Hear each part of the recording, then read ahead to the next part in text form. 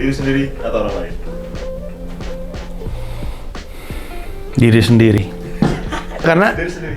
Karena gue bikin analogi yang kalau misalnya lo lagi naik pesawat terus ada si masker oksigennya jatuh, lo harus pakai dulu baru kasihin orang lain gitu. Jadi lo harus tetap pikirin diri lo sendiri lo dulu sebelum lo mau membantu orang lain gitu.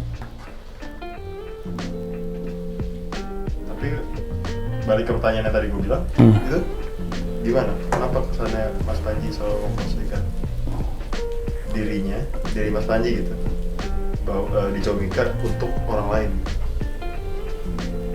Kenapa bukan ke Mas Panji sendiri secara spesifik? Sebenarnya sih masih ke gue juga, karena menurut gue salah satu sumber kebahagiaan gue adalah kebalik. Salah satu kesedihan terbesar gue adalah ketika ada orang putus asa sama cita-citanya. Itu sedihnya personal. Karena gue pernah cerita, gue gagal bantu bokap gue jadi penulis. Karena gue nggak berhasil bikin bokap gue jadi penulis, akhirnya gue memutuskan untuk sampai kapanpun orang yang pengen hidup dari cita-citanya, gue pengen bantu gitu. Makanya ada buku Indiepreneur. Dan makanya stand up comedian akan sangat happy kalau dia bisa hidup dari karya. Makanya orang yang mikir gue selfless, sebenarnya nggak selfless amat gitu. Kebetulan aja kebahagiaan gue itu datang dari keberhasilan gue memastikan ada orang hidup dari karya. Itu tuh sedihnya akut loh. Kalau misalkan gue ngeliat ada orang yang udahlah nggak ada duitnya di sini nih, udah deh gitu. Dan bukannya salah ya kan. Jadi gue nggak pengen bilang bahwa, karena kan media kan suka gitu ya, tidak laku lagi jadi artis, sekarang dia jualan properti gitu. Nggak ada yang salah gitu. Kalau emang dia memilihnya untuk jualan properti, emang dia ngerasa bahagia di situ. Tidak jadi artis, sekarang dia jualan salmon gitu. Ya nggak apa-apa juga kalau emang itu dibikin happy. Yang buat gue ngerasa sedih adalah ketika dia bilang, udahlah nggak ada duitnya nih, gue nyerah sama mimpi gue dan cita-cita gue gitu. Ada gue realistis aja. Dan coba untuk cari duit dari bidang lainnya, itu yang bikin gue sedih, karena personal sekali, bukan cuma bokap gue. Kan gue bilang gue tinggal sama om yang tiap hari kerjanya nyesel. Kan trauma tuh. Jadi gue bisa ngebayangin orang-orang ini yang dia pikir dia bisa bunuh mimpinya, belakangan dia akan sadar mimpinya nggak mati ternyata. Bangkit lagi dari kubur. Nah itu yang kesedihan itu.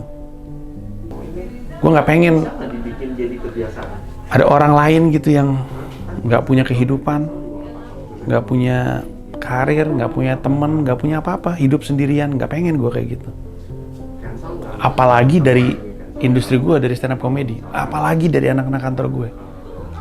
Makanya gue keras banget tim manajemen. Mereka tuh mempercayakan kantor ini, orang-orang ini.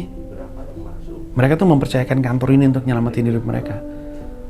Lalu kalau kantor ini nggak berhasil, ngamuk gue, karena gue tahu apa yang dibutuhkan untuk bisa jadi kayak gue. Gue titipin itu lewat tim gue. Tapi kalau misalkan ujung-ujungnya adalah etos kerja, disuruh nyari 3 deh content creator untuk dihadirin sama talentnya, terus nggak dapat sama sekali. Jadi kesel gitu. Cuman kan mereka nggak punya traumanya gue. Yang punya cuman gue gitu. Bokapnya mereka kan nggak meninggal dalam kondisi pengen punya titel penulis dan nggak kejadian. Kan mereka kan. Tapi kenapa itu Mas Panji naruh beban itu ke Mas Panji? Maksudnya? Karena jadi traumatis. Karena gue nggak pengen. Itu beneran loh. Bukunya bokap tuh gue taruh di makam. Alexi Timmy gue taruh di makam. Karena gue nggak berhasil lakukan itu waktu bokap masih hidup. Di satu sisi bokap gue emang sangat idealis gitu. Kita tahu awal-awalnya orang berkarya tuh. Harus kayak gini, nggak bisa kayak gini. Pokoknya harus sempurna gitu. Padahal kan berkarya kan bertumbuh. Mulai dulu aja terus bikin yang lebih baik. Itu bokap gue nggak mau diganti. Nah, harus kayak gini. Nggak mau terima masukan dari editor. Satu sisi itu. Di sisi lain emang gue juga malas-malasan juga. Jadi mau udah satu itu, terus trauma ngeliat si om gue. Jadinya pertama-tama tuh rasanya adalah sedih ketika ngebaca tweet. Gue udah lihat apa yang industri gue ini bisa berikan ternyata nggak bisa menghidupi gue menyerah gitu. Udah lihat gue. Dan sedih gue ngeliat kayak gitu. Itu yang pertama kali gue, ya Allah sedih banget. Terus gue bikin buku Indiepreneur. Gue berbagi caranya gimana supaya bisa hidup dari karya. Tapi ternyata ada kesedihan juga tentang, ini teman-teman gue udah gue bikinin bukunya, pada nggak baca. Nah udahlah, bikin kantornya aja. Gue bikin kantornya untuk memastikan orang-orang bisa hidup dari stand up gitu. Nggak tahu deh kalau industri lain, tapi setidaknya komedian. Jangan sampai dia, kalau dia mau berhenti, nggak apa-apa. Kalau emang dia pikir, emang gue nemu cinta yang lain gitu, nggak apa-apa juga.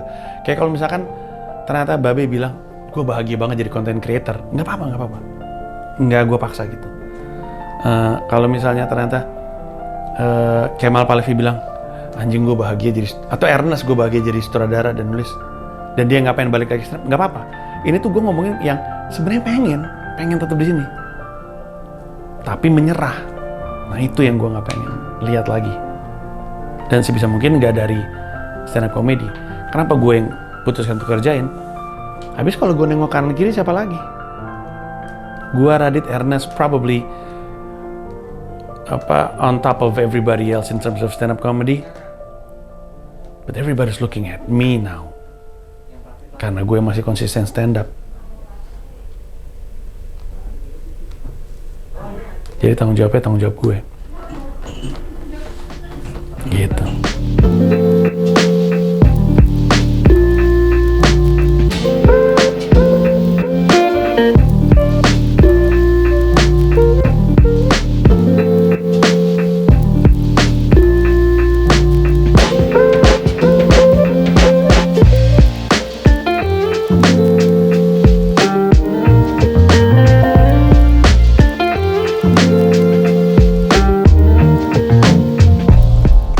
Barusan melakukan sebuah kegiatan